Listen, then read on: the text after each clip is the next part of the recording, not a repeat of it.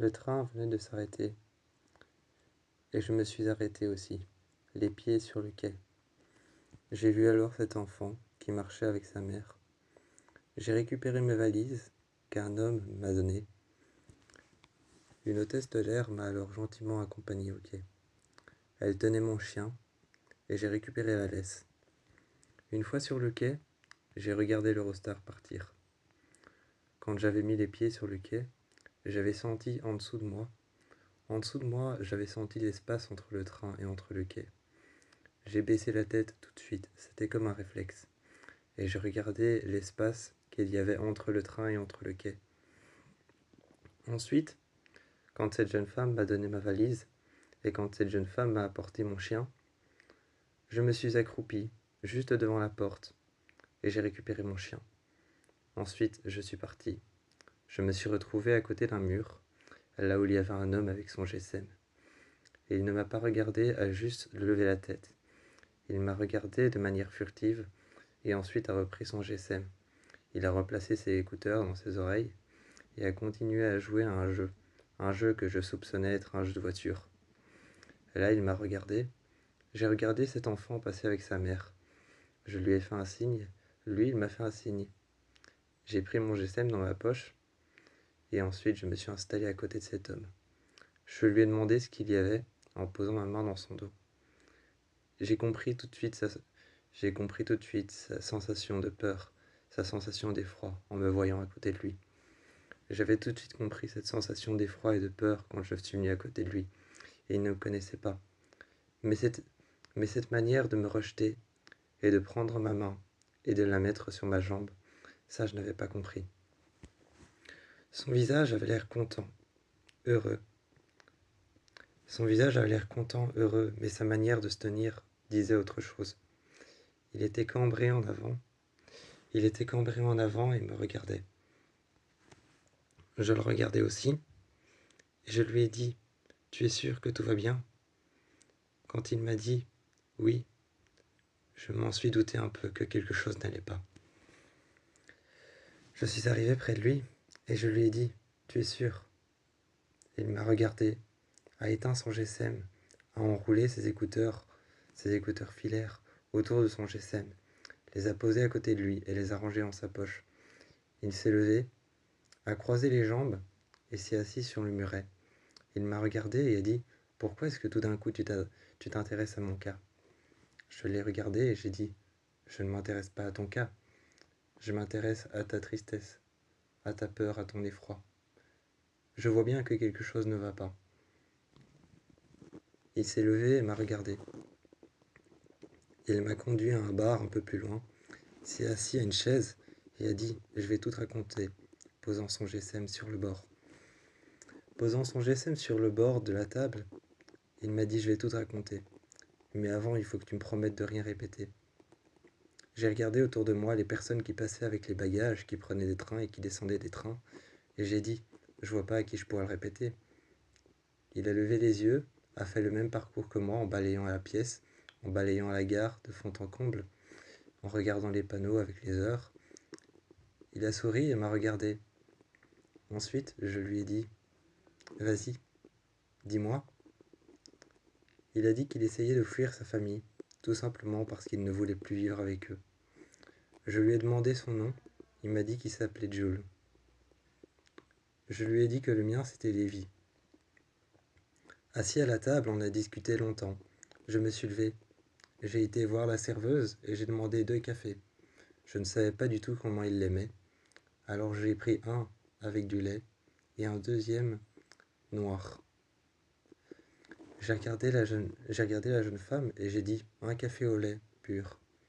Et ensuite un noir. Juste noir. La jeune femme m'a regardé de travers et a dit juste noir. Moi j'ai dit oui, noir. Complètement naturel, je lui ai dit. Elle m'a regardé avec un sourire en coin et a dit noir, c'est pas très naturel. Je lui ai dit contentez-vous d'un café noir et un café avec du lait. Elle a déposé les 2 cafés devant moi et m'a regardé avec un autre sourire, un sourire dérangé. Je l'ai regardé, j'ai pris les 2 cafés et je lui ai dit en lui glissant son café à la main, je ne sais pas comment tu l'aimes, alors je l'ai pris avec du lait. Il a levé les yeux et a dit « Merci ». Il l'a pris, a bu, et nous sommes restés là un bon quart d'heure à parler de pourquoi est-ce qu'il voulait quitter sa famille. Mon billet en main, j'avais mes bagages à côté de moi. Calice, mon chien, que je tenais en laisse, en même temps que je regardais quelque chose sur mon GSM, je regardais à côté cet homme qui était toujours autant triste. Il attendait à la table, je venais de lui dire « Attends ici, je vais faire quelque chose ». J'étais en train de tirer un chariot, les chariots métalliques qu'on nous donne à la gare pour pouvoir compter nos valises. J'avais compté nos valises et j'avais regardé si mon billet avait bien été composté. Mon billet avait bien été composté. Je suis revenu à la table et je lui ai dit « C'est bon, mes valises sont prêtes. Je les ai toutes ». Il s'est avancé vers moi, il avait l'air un peu plus heureux, comme s'il avait retrouvé le sourire. Son visage avait retrouvé ses couleurs, et il s'est avancé vers moi, a pris son GSM, l'a allumé pour regarder l'heure. Ensuite, il l'a rangé dans sa poche.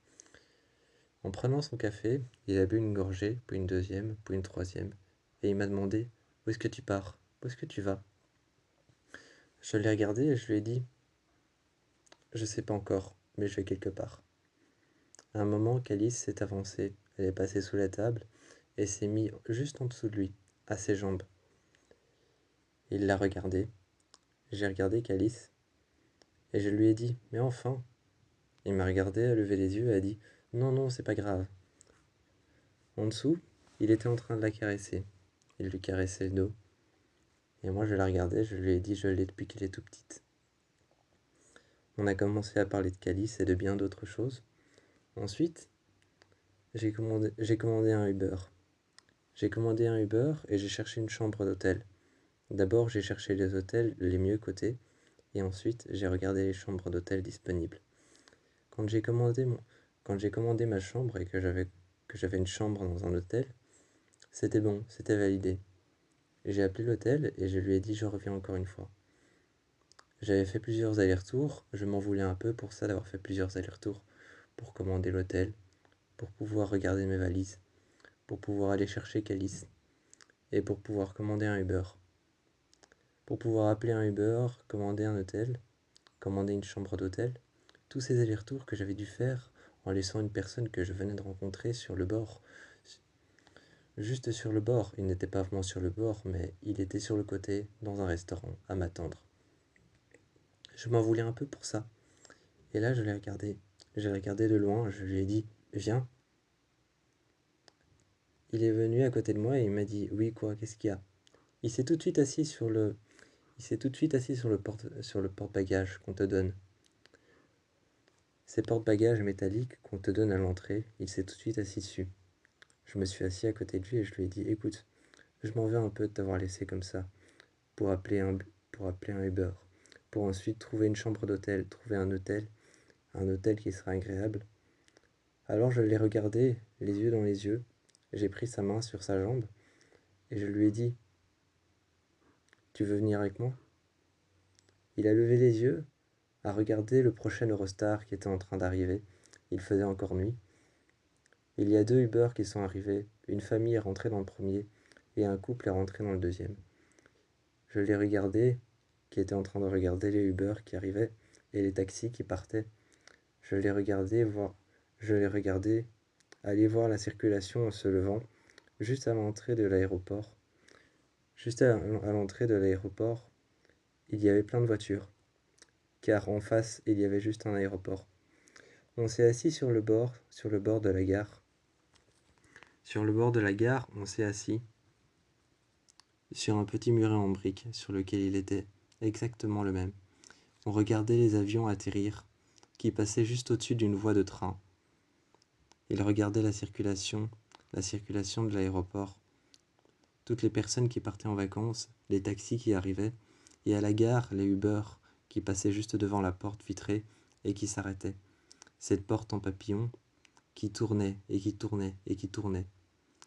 Une porte en papillon et une porte en éventail. Il regardait cette porte en papillon qui tournait, qui tournait et qui tournait, et cette porte en éventail sur le côté, qui, elle, s'ouvraient et se fermaient. C'étaient des portes vitrées. Il est allé jusqu'à une porte. Et l'a ouvert. Dehors, il s'est arrêté et a regardé les taxis. Je lui ai dit à quoi tu penses en posant ma main sur son épaule. Et il m'a regardé et a dit « Tu veux pas qu'on parte ?» Je lui ai dit « Je sais pas. Où ça ?» Je me suis tourné et je voyais l'hôtel que j'avais réservé. Elle était dans un coin, entre l'aéroport et entre la gare. Elle était entre la voie ferrée et entre les voies d'atterrissage pour les avions. Entre les voies d'atterrissage pour les avions et entre la voie ferrée. Il y avait ce grand immeuble noir, plongé dans l'obscurité, avec plein d'arbres autour, mais les chambres visibles, les fenêtres des chambres visibles. L'immeuble était plongé dans le noir, et les chambres qui étaient visibles étaient allumées. La réception était complètement vitrée. J'arrivais à voir la réception depuis l'extérieur. Je lui ai tenu la main et je lui ai dit « Tu viens ?» Et il m'a suivi. Nous sommes arrivés à la réception. J'ai donné mon billet et j'ai dit « Une chambre pour deux ». Lorsque je suis arrivé dans la chambre et que la chambre était ouverte, avec la carte magnétique, j'avais ouvert la porte. La porte était déverrouillée, mais pas encore ouverte.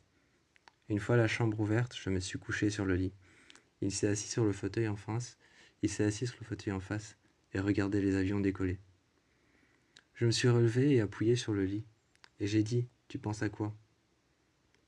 Il a haussé les épaules, s'est regardé dans le miroir, ensuite a tourné un peu plus la tête et m'a regardé moi, et a dit « Toujours à partir ?» Il a haussé les épaules et a dit « Tu sais toujours pas où tu vas partir ?» J'ai sorti mon PC, je l'ai mis sur mes jambes, je l'ai ouvert, j'ai attendu qu'il s'allume. Une fois qu'il était allumé, je l'ai pris, j'ai plié les jambes, et contre le mur, j'ai dit « Non, je sais absolument pas où j'ai envie d'aller. » Je lui ai dit de venir à côté de moi et je lui ai dit « Tu pourrais peut-être choisir pour moi. » Il est venu à côté de moi et je lui ai dit « Viens, on va choisir à deux. » On a regardé des destinations et je scrollais sur plusieurs destinations.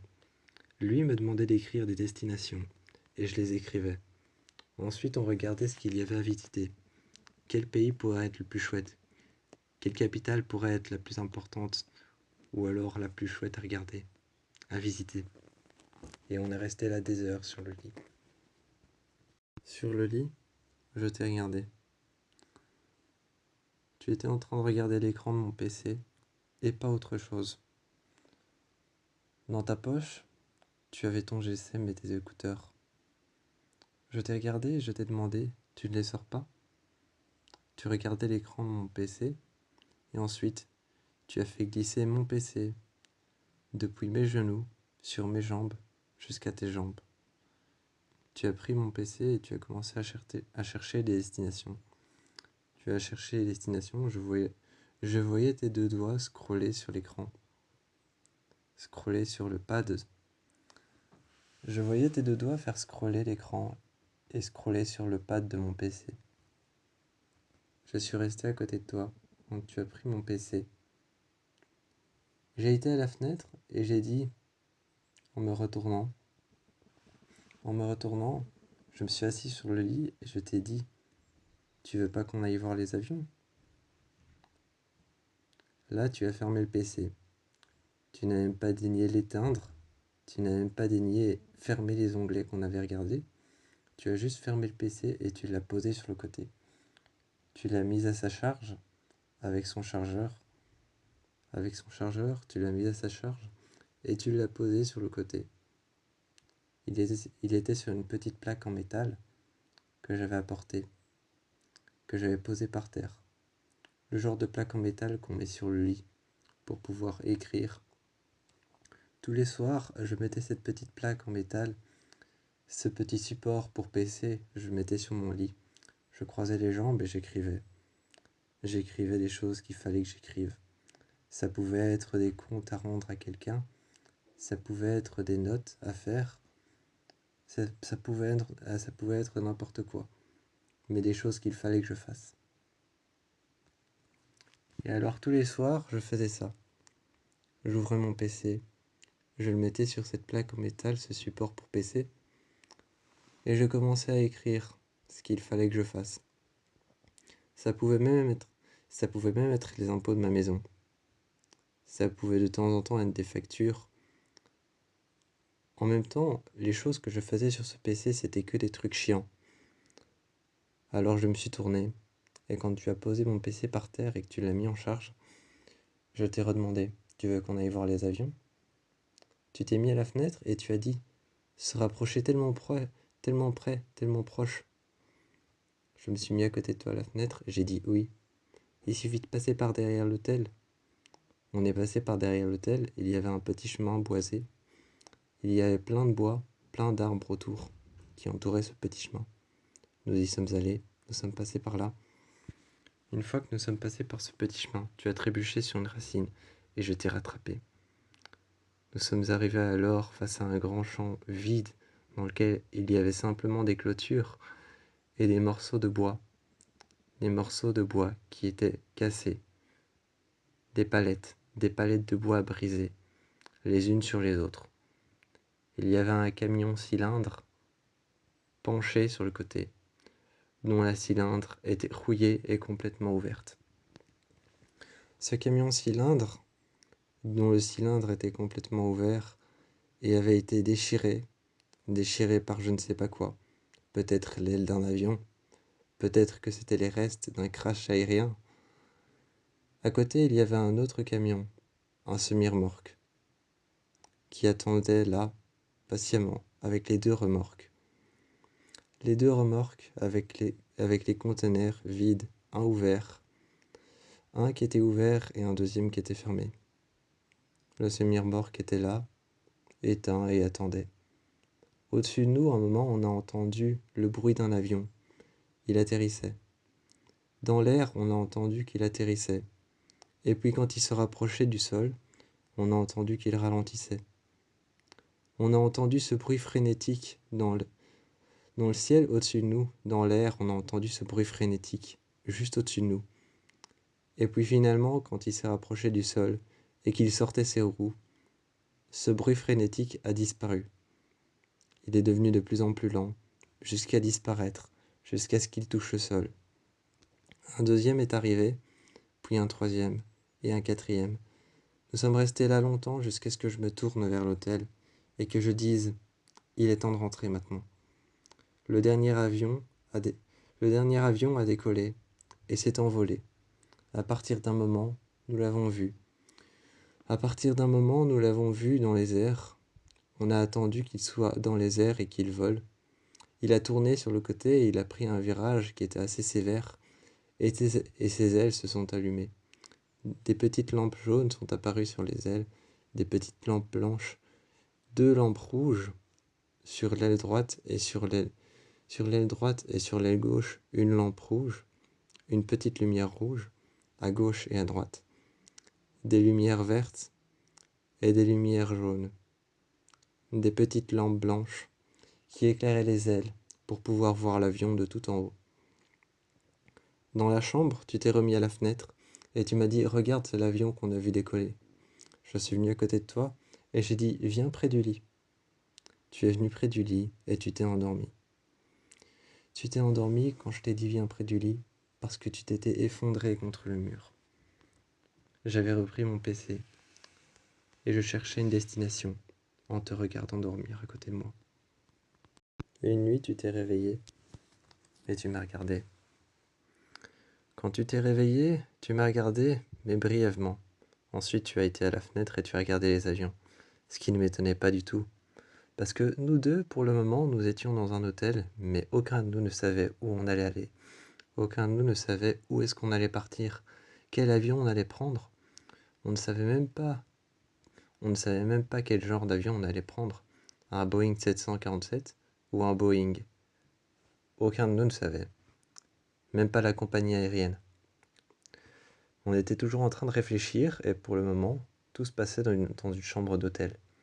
Tout se passait entre une gare, entre un aéroport, entre une route, une autoroute, une grande route, et des décollages et des atterrissages d'avions. Tout ce qu'on pouvait faire, c'était repartir à la gare, prendre un train et repartir de là où on était parti. Ou alors prendre le premier avion, la première compagnie aérienne, et aller directement quelque part, prendre un vol direct. Mais aucun de nous ne savait, alors on restait là. Ce soir-là, tu as repris ton GSM et tu as recommencé ce que tu faisais. Tu as recommencé ton jeu. Tu t'es cambré vers l'avant, mais ton visage disait complètement autre chose.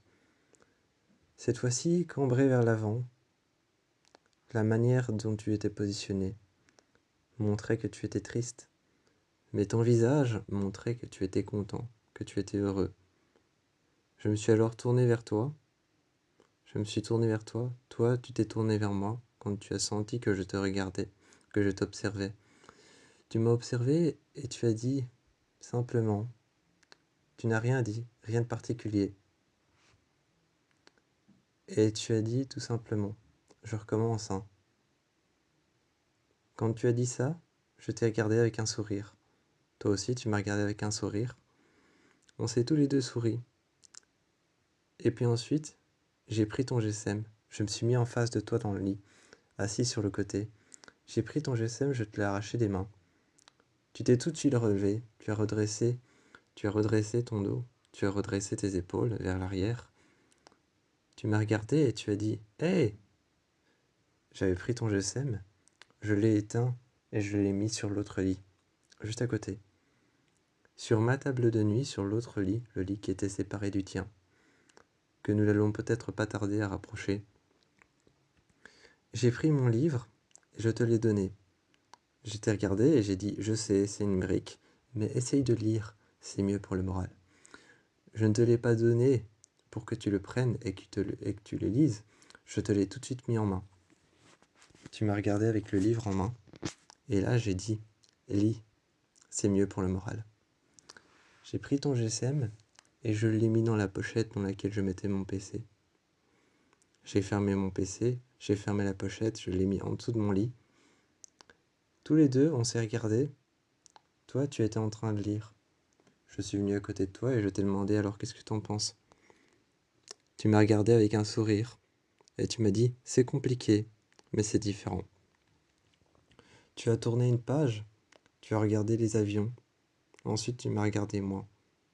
Je me suis assis sur le bord et j'ai dit tu voudrais qu'on rapproche les lits cette nuit? Tu t'es levé, tu as déposé le livre sur le lit et tu as dit ouais, rapprochons les lits. Tu es venu près de moi et tu m'as massé les épaules. Tu m'as massé les épaules et tes mains sont descendues, frottant mes pectoraux, frottant mes côtes, frottant mon ventre. Tes mains sont descendues jusqu'à mon bassin, puis sont remontées jusqu'à mes côtes. Je me suis retourné vers toi et j'ai demandé « Qu'est-ce que tu me fais là ?»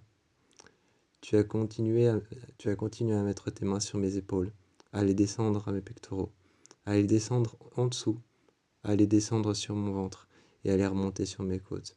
Tu étais en train de frotter mon corps et tu m'as dit « Laisse-toi faire » et tu frottais mon corps sur mon t-shirt et sur mon pull.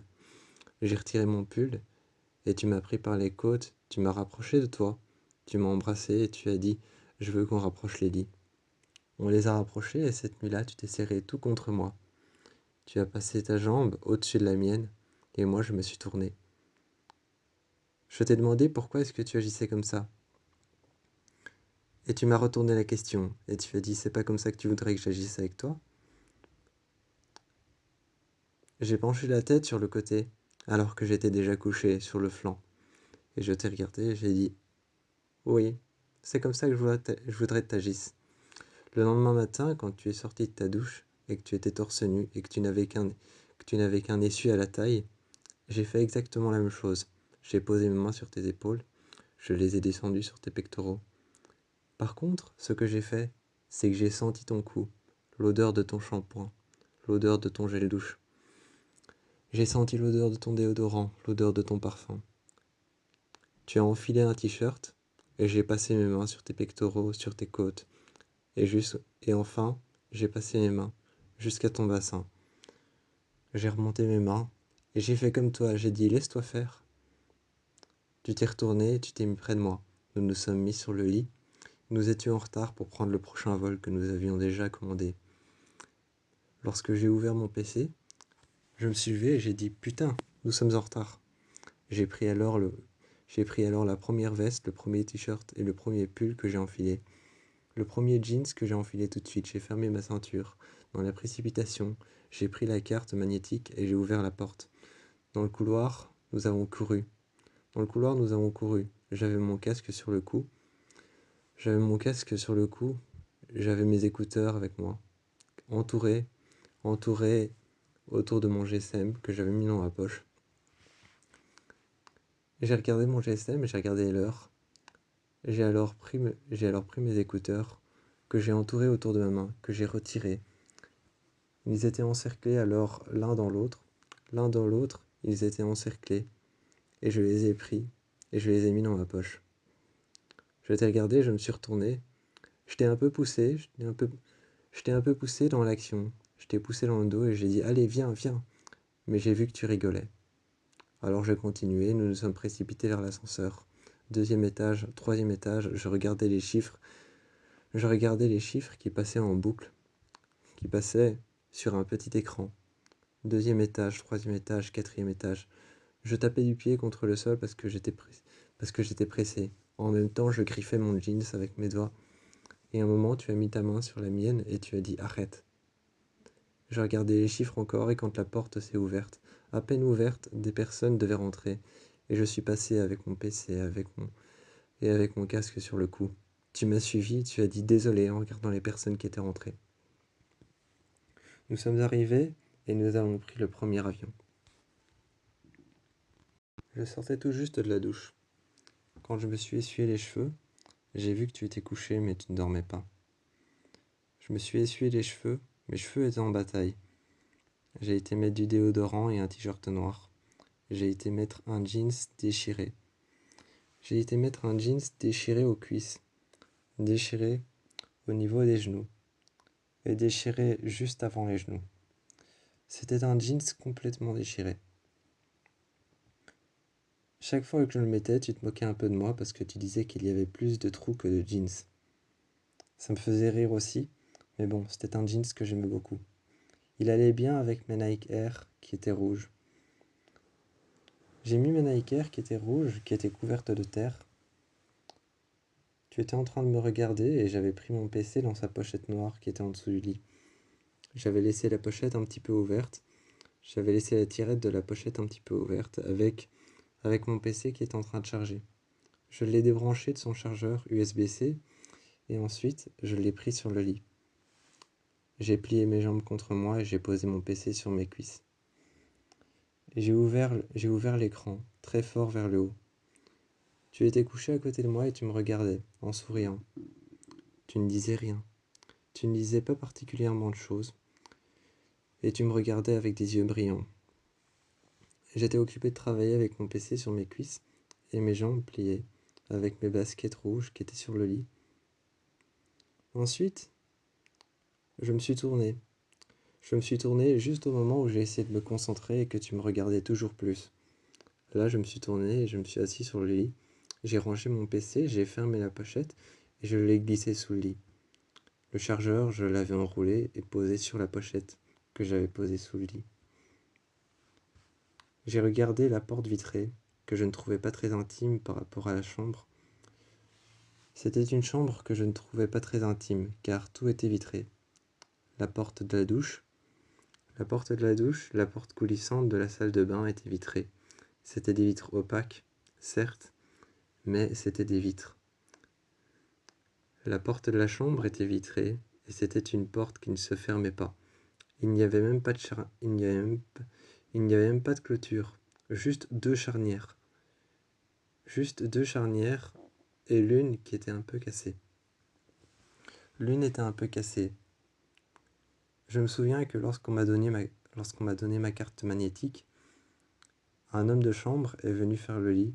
Je lui ai demandé pourquoi la charnière était cassée.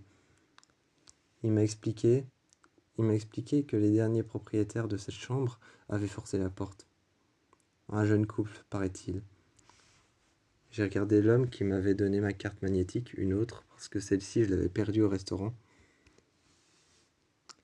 Je l'ai réessayé et la porte s'était ouverte. Comme la porte de la salle de bain, c'était une porte coulissante. C'était une porte coulissante, mais en verre complètement opaque. Je trouvais cette chambre magnifique, mais pas très intime. Le numéro de la chambre était écrit en une police d'écriture très fine. J'ai alors regardé la porte.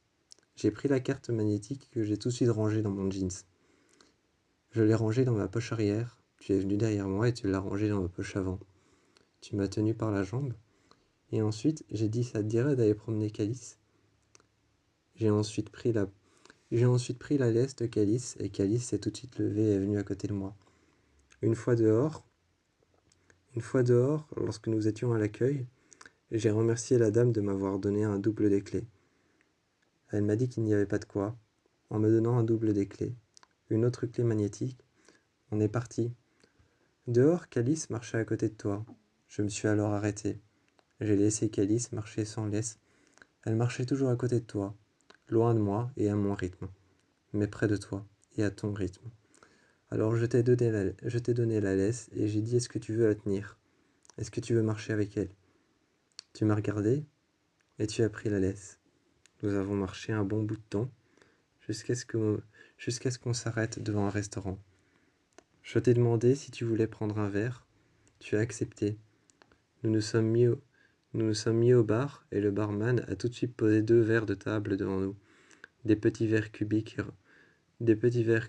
au coin qui étaient arrondis. Il les a posés devant nous. J'ai regardé le barman et j'ai dit, d'habitude, vous donnez pas des grands verres à vin aux personnes qui viennent prendre un verre ici? Il a regardé le bar et a dit, c'est pas un bar à vin, c'est un bar tout court, donc non.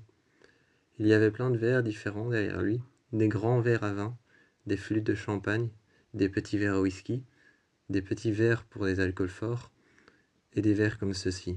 Il en avait pris 2 et les avait posés devant nous, avec plusieurs bouteilles qu'il avait devant lui, des bouteilles de whisky avec une couleur brune très foncée, des couleurs d'alcool qui étaient très transparents, et d'autres alcools qui avaient la couleur rouge, qui très certainement devaient goûter la fraise ou alors les fruits rouges. Il nous a fait un mix d'un alcool qui était rouge et qui très certainement devait goûter les fruits rouges ou alors la fraise ou alors la cerise, et a mélangé ça avec un whisky et un alcool blanc. On l'a tous les deux regardé, et avec son essuie sur l'épaule, il nous a dit, allez, buvez, testez. Nous avons testé, ce n'était pas si mauvais que ça. Nous sommes restés un moment, jusqu'à ce qu'on nous amène à une table. On a commencé à manger, et lorsque le dîner était servi, tu m'as parlé de toi un peu, pourquoi est-ce que tu étais comme ça sur le mur quand je t'ai trouvé, et tu as dit que tu voulais quitter ta famille parce que tu les trouvais énervants, tu les trouvais trop oppressants. Je t'ai demandé quel genre de famille tu avais. Tu m'as tout simplement sorti le genre de famille qui n'était pas fréquentable. Je m'attendais plutôt à ce que tu me dises le genre de famille gentille, aimable, aimante, ou alors le genre de famille très oppressante qu'on n'aime pas avoir, le genre de famille où on se dit tous les jours qu'on voudrait une autre famille. Là, tu m'as dit le genre à ne pas être fréquentable, ce qui faisait en sorte que je me posais encore plus de questions. Je me posais encore plus de questions, mais je me retenais de les poser. Même si ça allait prolonger la soirée, je me retenais de les poser. Je compatissais en prenant ta main. Et alors, quand nous sommes rentrés à la chambre, tu t'es allongé sur le lit et tu m'as dit, t'as vraiment aucune question? Et là, je me suis lancé, si, c'est bon, j'ai des questions. Et je t'ai mitraillé de questions, et pourtant tu étais toujours en train de sourire, couché sur le lit. Tu y répondais parfaitement, à chacune d'entre elles, avec le sourire et avec des yeux brillants. C'était certainement les lampes, c'était certainement les petites lumières qu'il y avait sur les ailes des avions, à chaque atterrissage et à chaque décollage. Ou alors peut-être les réverbères qu'il y avait juste au-dessus des lignes, des voies ferrées, des lignes de train, et les trains qui passaient qu'on entendait passer, qui donnaient l'impression que la vitre tremblait. Nous sommes arrivés à la gare tard le soir. Tard le soir, nous sommes arrivés à la gare. Moi, j'étais en train de balader Calice, qui était à côté de moi. Un moment, tu as pris la laisse, je t'ai donné la laisse. Nous nous sommes arrêtés à la gare. C'était magique d'être à la gare le soir.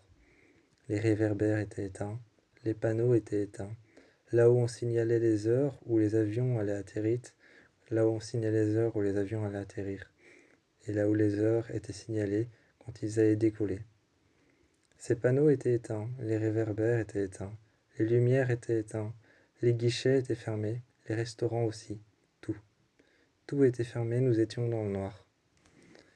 Un moment, il y avait cet avion, un grand avion.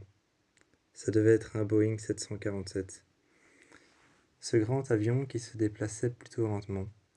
On l'a regardé. Dans les airs, lorsqu'il a décollé, les roues sont rentrées à l'intérieur.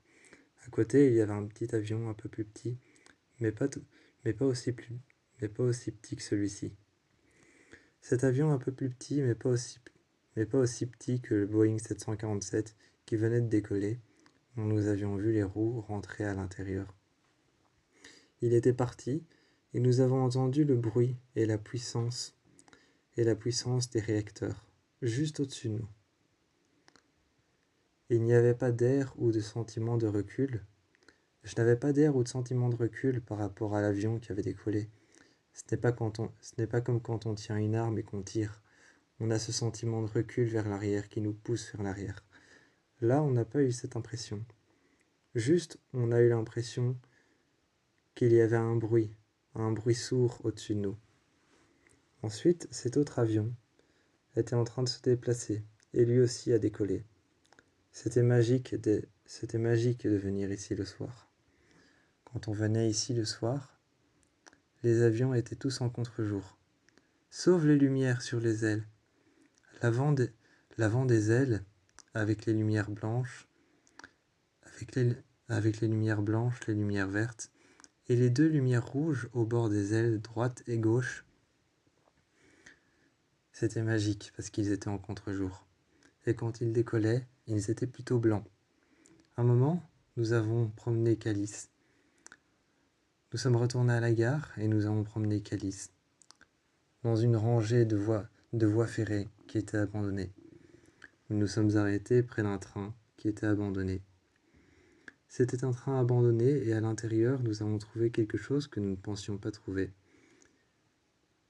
J'ai ouvert ce train et nous sommes rentrés à l'intérieur.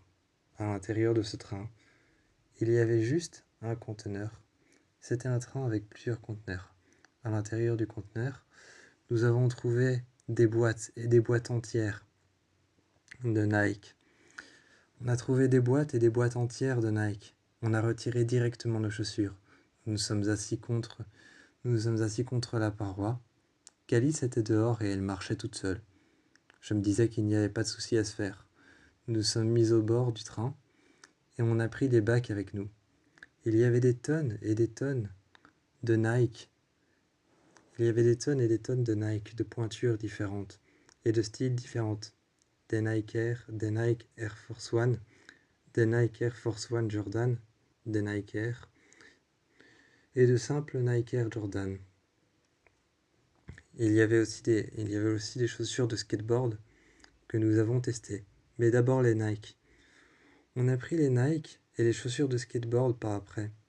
Les chaussures de skateboard que Nike faisait eux-mêmes.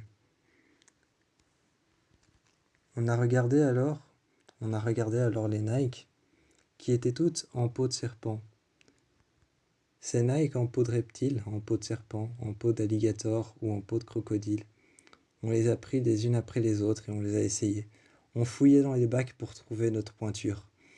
On est rentré à l'hôtel. Et nous avons trouvé sur le côté des boîtes Nike totalement neuves qui sentaient encore le carton neuf et le papier neuf. On a rentré les Nike qu'on préférait à l'intérieur et nous sommes rentrés avec les boîtes de Nike. Lorsque nous sommes rentrés avec les boîtes de Nike à l'hôtel, on a posé toutes ces boîtes par terre et ça passait inaperçu. Nous venions de cambrioler un simple train dans lequel une marchandise qui devait certainement être envoyée en Inde Cette marchandise qui devait très certainement être envoyée en Inde, dans une usine, nous venions de tout enlever, en tout cas de prendre nos préférés. J'avais pris des Nike avec une semelle blanche, et j'avais pris des Nike avec une semelle brune, dont les deux étaient en peau de crocodile, qui avait été un peu noircie. La deuxième que j'avais pris était en peau de serpent, un peu plus petite. Ces Nike en peau de serpent, avec une semelle blanche, un serpent qui devait certainement être blanc, blanc lui aussi, blanc un peu brun. Ces Nike qui étaient blancs un peu brun café au lait, un peu comme mon chien. J'ai regardé la peau de serpent posée dessus et l'insigne noir et les lacets blancs. Nous les avions pris et testés à l'intérieur, dans la chambre. On venait de cambrioler un simple train dans lequel la marchandise devait être envoyée en Inde. Mais ces chaussures n'allaient pas se retrouver dans un centre commercial, mais à nos pieds. Lorsque nous sommes arrivés dans la chambre, on a posé toutes les boîtes juste devant le lit, et je t'ai regardé et j'ai dit « Qu'est-ce qu'on va en faire de tout ça ?» T'as haussé les épaules, t'as regardé dehors, par la fenêtre, et assis sur le lit, tu as souri et t'as dit « Ma famille est blindée aux as. Tu penses pas que ça va passer comme un aveugle ? Ça va passer à l'aveugle, ça. » Quand tu m'as dit ça va passer comme un aveugle, je n'avais pas compris. Puis tu as dit ça va passer à l'aveugle, ils vont comprendre tout simplement qu'on a été faire du shopping. C'est tout ce qui va se passer. J'ai repris mon PC que j'ai mis sur mes cuisses. J'ai alors testé mes nouvelles chaussures. Elles n'étaient pas encore salies par la boue ou par quoi que ce soit, donc je les ai mis pour me mettre sur le lit, adossé contre le mur, avec mon PC sur mes genoux. J'ai ouvert mon PC comme avant, et toi tu testais tes nouvelles chaussures, les unes après les autres. On avait au moins 4, 5, 6, peut-être 7 ou 8 boîtes qu'on avait pris avec, parce que le choix était trop difficile. Et toi tu les testais pendant que moi j'étais en train d'écrire. De temps en temps je me retournais, je me disais lesquelles sont tes préférées. Et tu regardais les boîtes ouvertes, tu ne savais même pas dire lesquelles. Heureusement qu'on avait pu trouver nos tailles, nos pointures, 44 et 45. Heureusement qu'on avait pu trouver toutes ces pointures. Le soir, quand on a été dormir, tu n'arrêtais pas de me répéter à l'oreille. Tu te rends compte qu'on vient de faire un braquage. Je me suis retourné et j'ai dit, tu l'as dit toi-même, c'est pas un braquage, parce que déjà ça passera à l'aveugle. Ça passera à l'aveugle pour ta famille, qui sont complètement riches et qui penseront qu'on a fait du shopping. Et puis je me suis retourné et j'ai dit pour ta famille, ils penseront qu'on les a achetés. Et pour nous, c'était simplement un train abandonné. Ça veut dire que les propriétaires du train sont partis.